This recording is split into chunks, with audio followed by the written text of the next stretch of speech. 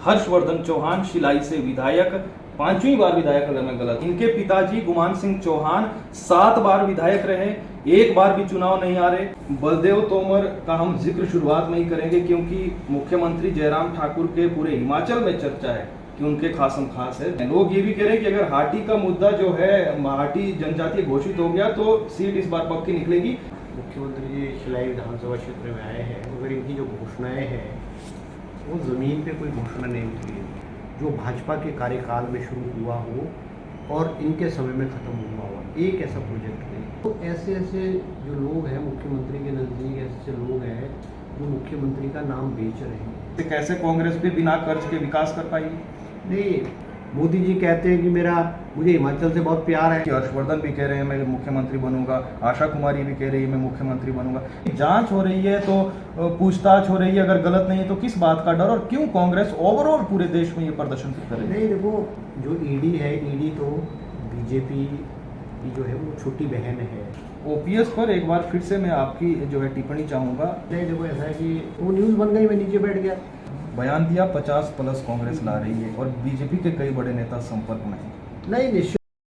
नमस्कार, पहाड़ प्राइम देख रहे हैं आप। मैं हूं आपके साथ जयप्रकाश तोमर। हिमाचल प्रदेश में इसी साल चुनाव होने हैं और जो है बीजेपी कांग्रेस जो है यहाँ पर बड़ी पार्टियां है और थी, लेकिन आम आदमी पार्टी ने भी इस बार जो है ताल ठोक दी है।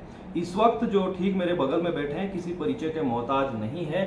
हर्षवर्धन चौहान शिलाई से विधायक, 5वीं बार विधायक अगर मैं गलत नहीं हूँ, 5वीं बार विधायक। और इनके पिताजी गुमान सिंह चौहान 7 बार विधायक रहे, एक बार भी चुनाव नहीं हारे। और उसके बाद हर्षवर्धन चौहान 5 बार मैंने बताया, लेकिन इनकी जीत में पिछले 2012 के चुनाव का अगर हम जिक्र करें, बलदेव तोमर ने जो है इन्हें हराया था, लेकिन 2017 में फिर जीते। सरकार भले ही जो है कांग्रेस बीजेपी की बनी, लेकिन हर्षवर्धन चौहान शिलाई से जो है जीत हासिल की। और हर्षवर्धन चौहान हमारे साथ है, सोशल मीडिया के भी आप जो है चेयरमैन है प्रदेश के अगर मैं गलत नहीं हूँ, और उनसे बातचीत करेंगे। हर्षवर्धन चौहान जी, सबसे पहले स्वागत है आपका पहाड़ प्राइम पर। धन्यवाद। हर्षवर्धन जी, बलदेव तोमर का हम जिक्र शुरुआत में ही करेंगे क्योंकि मुख्यमंत्री जयराम ठाकुर के पूरे हिमाचल में चर्चा है कि उनके खासम खास है, दोस्त है। और लोग ये भी कह रहे हैं कि दिल खोलकर शिलाई में जो है काम कर रहे हैं हारने के बावजूद भी। कैसे इस बार जीत सुनिश्चित करेंगे, क्योंकि जब हम ग्राउंड पे जाते हैं लोग ये भी कह रहे हैं कि अगर हाटी का मुद्दा जो है हाटी जनजातीय घोषित हो गया तो सीट इस बार पक्की निकलेगी। कैसे देख रहे हैं जो है मुख्यमंत्री बार बार शिलाई आ रहे हैं, पौंटा भी इतने नहीं आते हैं, शिलाई में घोषणाएं वहां पर जो है करोड़ों रुपए की सौगातें दे रहे हैं। मुख्यमंत्री जी शिलाई विधानसभा क्षेत्र में आए हैं, मगर इनकी जो घोषणाएं हैं वो ज़मीन पे कोई घोषणा नहीं उतरी है। शिलान्यास किए इन्होंने, उद्घाटन किए इन्होंने। शिलाई चुनाव क्षेत्र में क्या हिमाचल प्रदेश में मैं कह सकता हूँ एक भी ऐसा प्रोजेक्ट नहीं है जो भाजपा के कार्यकाल में शुरू हुआ हो और इनके समय में ख़त्म हुआ हो। एक ऐसा प्रोजेक्ट नहीं। शिलाई में ठीक है, इन्होंने कुछ दफ्तर खोले हैं, मगर दफ्तर में स्टाफ नहीं है। कोफट्टा में एसडीएम का दफ्तर खोला है, मगर एसडीएम आज नहीं है वहाँ, और कर्मचारी नहीं है। स्कूलों में अध्यापक नहीं है, कॉलेज में प्रोफेसर नहीं है, अस्पतालों में डॉक्टर नहीं है। ऐसी संस्थाएं खुल करके कोई लाभ नहीं है कि जिन संस्थाओं में कर्मचारी ना हो। अगर कर्मचारी होगा तो जनता को तो लाभ तभी होगा। मैंने विधानसभा में प्रश्न किया कि मुख्यमंत्री द्वारा शिलाई चुनाव क्षेत्र में कितने शिलान्यास किए गए हैं। जवाब में आया कि 21 शिलान्यास किए, जिसमें से 12 जो है वो पीडब्ल्यूडी में है और 9 आईपीएच में है, और उनकी कुल लागत जो है 139 करोड़ है। और जब मैंने प्रश्न पूछा कि उसमें पैसा कितना आया है, तो सिर्फ केवल 16 करोड़ रुपये है। तो एक आंकड़ा, एक फिगर जो क्रिएट कर दी है, मगर पैसा नहीं आया है। और वो 16 करोड़ रुपए में भी जो एमएलए प्राथमिकता में जो सड़कें हैं और एमएलए प्राथमिकता में कुछ आईपीएच की स्कीम्स हैं, वो मेरे द्वारा स्वीकृत कराई गई। तो दफ्तर खोलने से कोई क्षेत्र का विकास नहीं होता। विकास जो है वो पैसे से विकास होगा। अब जैसे आप जिक्र कर रहे हैं कि कुछ लोग मुख्यमंत्री के बहुत नज़दीक हैं, तो ऐसे जो लोग हैं मुख्यमंत्री के नज़दीक, ऐसे लोग हैं जो मुख्यमंत्री का नाम बेच रहे हैं और एक एजेंट के रूप में जो है वो हिमाचल प्रदेश में काम कर रहे हैं। पैसा कहाँ से इकट्ठा करते हैं, किसको देते हैं, क्या करते हैं, इस पे प्रश्न चिन्ह लगा हुआ है। आप उनको जो है आप ऐसे कह सकते हो कि वो लोग इस काम के लिए छोड़े गए, मुख्यमंत्री ने जो उनको परमिट दिया हुआ है, इतनी छूट दी हुई है, परमिट दिया हुआ है कि आप जो मर्जी करें। ये तो सारी की सारी हिमाचल प्रदेश की जनता जानती है कौन क्या कर रहा है, किसकी क्या कार्यप्रणाली है। और जहाँ तक शिलाई चुनाव क्षेत्र का बात है, शिलाई चुनाव क्षेत्र ट्रेडिशनली जो है वो कांग्रेस पार्टी की सीट है। आज भी शिलाई क्षेत्र की जनता की कांग्रेस के प्रति आस्था है, विश्वास है, और निश्चित रूप से हम शिलाई चुनाव क्षेत्र को जो है दोबारा से जो है दोबारा जीतेंगे। और फिर भ्रष्टाचार व्यापक है, भ्रष्टाचार चरम सीमा पे है। आज ब्लॉक में, जैसे मैंने कई बार विधानसभा में भी उठाया, ब्लॉक में खुला जो है वो लूट हो रही है, चाहे आईपीएस डिपार्टमेंट है, चाहे पीडब्ल्यूडी डिपार्टमेंट है, और नेताओं के जो रिश्तेदार हैं, नेताओं के जो परिवार के लोग हैं, उनको काम बांटा जा रहा है। आज आम ठेकेदार को, आम कार्यकर्ता को, आम लोगों को पूछ नहीं है। ना केवल शिलाई चुनाव क्षेत्र में बल्कि पूरे सिरमौर और हिमाचल प्रदेश में आज भाजपा के खिलाफ जो है वो रोष है, चाहे महंगाई है, चाहे बेरोजगारी है, चाहे भ्रष्टाचार है, चरम सीमा पर भ्रष्टाचार। चौहान साहब, बिना कर्ज के सरकार चलाना मुश्किल हो पा रहा है। पहले भी सरकारें कर्ज लेती थी, आज आरोप कांग्रेस जड़ती है कि जो है कर्ज के सहारे जो है घी पियो, कर्ज लो, इस तरीके की बातें कहती है। लेकिन 46,000 करोड़ 48,000 करोड़ तो कांग्रेस भी छोड़कर गई थी, और बिना कर्ज के जब सरकार चलाना मुश्किल हो पा रहा है तो कर्ज तो लेना ही पड़ेगा। और कांग्रेस कैसे जो है नए आधारभूत ढांचे उत्पन्न करेगी ताकि कर्ज लेने की नौबत ना आए, क्योंकि कांग्रेस ने ज्यादातर राज किया तो उस दौरान भी नहीं उत्पन्न हुए ऐसे जो हम निकालें जिससे कि रोजगार उत्पन्न हो। सबसे बड़ा तो पर्यटन है, पर्यटन की दृष्टि से कैसे कांग्रेस भी बिना कर्ज के विकास कर पाएगी? नहीं, जो आपकी बात है ये ठीक है कि हिमाचल प्रदेश एक ऐसा राज्य है, या जितने भी प्रदेश हैं वो कर्ज के बिना नहीं चलते, ये बात ठीक है। मगर भारतीय जनता पार्टी के जो दृष्टि पत्र है उसमें इन्होंने ये घोषणा की थी 2017 में कि हमारी अगर हिमाचल में सरकार बनेगी हम ऋण नहीं लेंगे, और हम जो भी मदद लेंगे वो केंद्र सरकार से लेंगे। आज मैं मुख्यमंत्री से पूछना चाहता हूँ कि जहाँ कांग्रेस ने हिमाचल प्रदेश का कर्ज को 46,000 करोड़ पे छोड़ा था, आज हिमाचल प्रदेश का कर्ज जो है वो 70,000 करोड़ में है, और जिस दिन ये सरकार छोड़ के जाएगी हिमाचल प्रदेश का कर्ज जो है 75,000 करोड़। भारतीय जनता पार्टी कहती है कि डबल इंजन की सरकार है। मैं मुख्यमंत्री से, भाजपा के नेताओं से पूछना चाहता हूँ कि केंद्र सरकार ने हिमाचल प्रदेश को क्या दिया है? रेलवेज़ के मामले में कुछ नहीं दिया है। इंटरनेशनल एयरपोर्ट की मुख्यमंत्री जी बात करते हैं, उनका सपना है कि इंटरनेशनल एयरपोर्ट मंडी में बनेगा, उसकी शुरुआत नहीं हो पाई है। आप इंडस्ट्रियल पैकेज की बात है, हिमाचल प्रदेश में इंडस्ट्रियल पैकेज होगा, उसमें कुछ नहीं हुआ है। विधानसभा के अंदर और बाहर सरकार रोना रोती है, bulk park, industrial bulk park है, उसकी चर्चा कर रहे हैं। हिमाचल में आ रहा है 15,000 करोड़ का बल्क पार्क आ रहा है। आज भारतीय जनता पार्टी जाने के कगार पे है, मगर वो बल्क पार्क नहीं आया है। हिमाचल प्रदेश में पैकेज के रूप में, आर्थिक पैकेज के रूप में हिमाचल प्रदेश को एक नया पैसा नहीं मिला है। जो हिमाचल के हिस्से का पैसा है उसके अलावा हिमाचल सरकार को एक नया पैसा नहीं मिला है।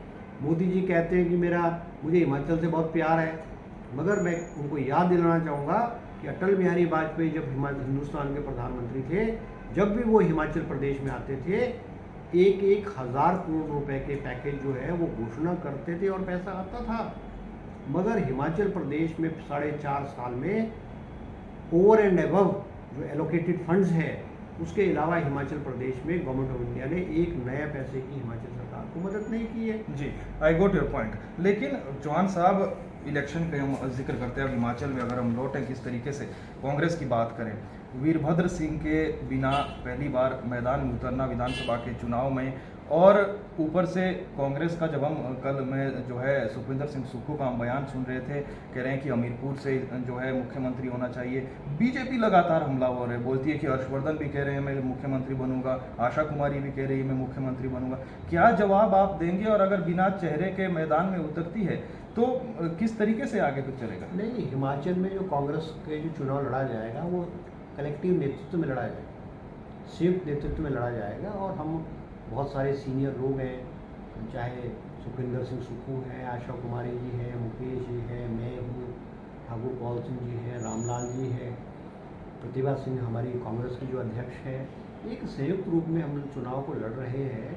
और बीजेपी ये कहती है कि मुख्यमंत्री के कई दावेदार हैं, तो कांग्रेस में मुख्यमंत्री के कैलिबर के लोग हैं ना। अब भारतीय जनता पार्टी में तो कोई कह नहीं सकता कि भाई हम मुख्यमंत्री हम जो हैं, कोई 4 बार का विधायक है, कोई 5 बार का विधायक है, कोई 6 बार का विधायक है, तो हमें कैलिबर है। और हम सब समझते हैं अगर कांग्रेस की सरकार हिमाचल में बनेगी तो हिमाचल प्रदेश में एक मुख्यमंत्री बनेगा। वो मुख्यमंत्री वो बनेगा जिसको श्रीमती सोनिया गांधी जी जो है वो उनको मुख्यमंत्री बनाएगी जी। और जब मुख्यमंत्री की बात होती है, सरकार की बात होती है, तो निश्चित रूप में मुख्यमंत्री भी मानते हैं कि हिमाचल प्रदेश में सत्ता परिवर्तन हो रही है, सरकार कांग्रेस की बनेगी और कांग्रेस का मुख्यमंत्री बनेगा। अभी जो 4 उपचुनाव हुए, अभी 6 महीने पहले हुए, मंडी का लोकसभा और 3 विधानसभा के, उसमें 4-0 स्कोर था। हिमाचल प्रदेश की जनता ने 20 विधानसभा क्षेत्र के लोगों ने हिमाचल प्रदेश भारतीय जनता पार्टी की सरकार को आईना दिखा दिया। इनकी क्या कार्य प्रणाली है या हिमाचल की जो हवाएं और फिजाएं क्या बोल रही है वो आपके सामने है। जी। हर्षवर्धन जी, नेशनल हेराल्ड के मुद्दे पर जो है कांग्रेस जो है अध्यक्ष सोनिया गांधी, राहुल गांधी से पूछताछ हो रही है बीते दिनों।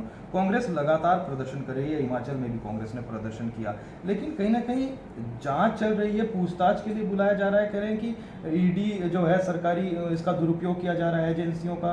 और कल राहुल गांधी को उठा लिया गया, श्रीनिवासन की एक वीडियो जो है वायरल हो रही है जिससे उनको बाल पकड़ कर नीचे जा रहा है, क्योंकि कह रहे हैं, पुलिस का कहना है कि भीड़ इकट्ठी हो रही है, ये प्रदर्शन क्यों हो रहे हैं, क्योंकि जांच हो रही है तो पूछताछ हो रही है, अगर गलत नहीं है तो किस बात का डर, और क्यों कांग्रेस ओवरऑल पूरे देश में ये प्रदर्शन कर रही है? नहीं, देखो, जो ईडी है, ईडी तो बीजेपी की जो है वो छोटी बहन है, और जिस भी व्यक्ति को डराना है, धमकाना है, ईडी भेज देते हैं।